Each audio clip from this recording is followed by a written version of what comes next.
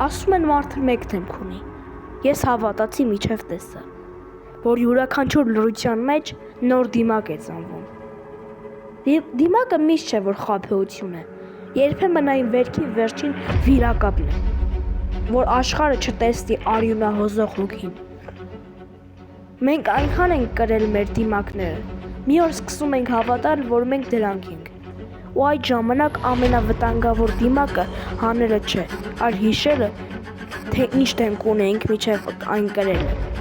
Գուցե հենց այն պատճառով մարդը երբեմն հայլու առաջ կանգնում է ու երկար լռում։ Ոչ թե որովհետև ինքը արտացոլանքին է նայում, այլ որովհետև փնտրում է իր իրական եսին։